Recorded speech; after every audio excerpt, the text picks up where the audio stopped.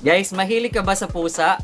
Alam mo ba na iba ang years ng mga pusa o yung edad ng mga pusa kaysa sa tao? Pero ito guys, ang equivalent ng edad ng pusa sa edad ng mga tao.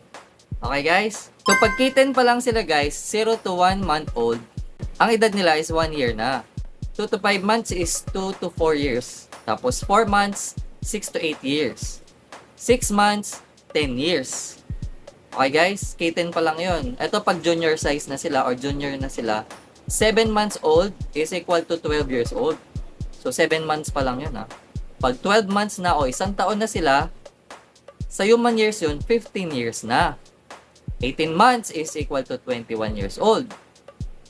2 years, pag 2 years na yung pusa mo, 24 years old na siya guys.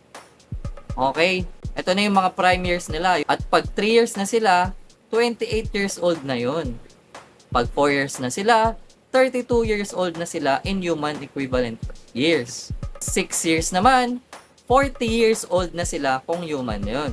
Okay, sa mature age naman tayo ng mga pusa. This is 7 years old. So, ang 7 years old, 44 years old na pag sa human years. So, ang 8 years old is 48. Ang 9 years old ng pusa is equal to 52 years old. Ang 10 years old ay 56 years old na kung human years. Grabe. Ang pusa daw ay senior na pag 11 years old na.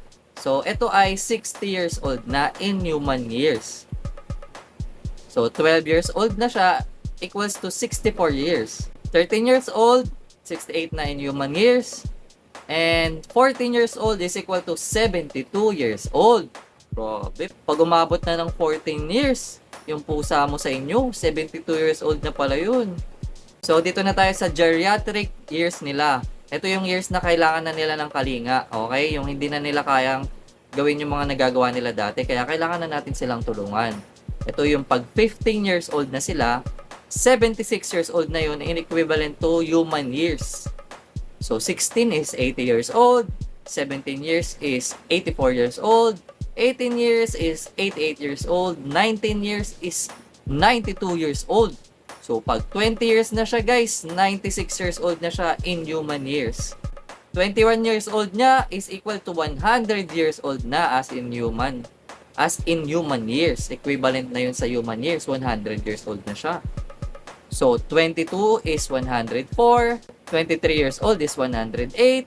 24 years old is 112 and 25 years old is equal to 116 years in equivalent sa human years. Ngayon, ang oldest record natin for the cat ay si Flossie na isang cream puff. Siya ang oldest confirmed cat as of 2022, which is 26 years old. Na equal to 120 years in human years. Sobrang tanda na yun kung human na yun, di ba? So guys, ilang taon na yung pusa mo?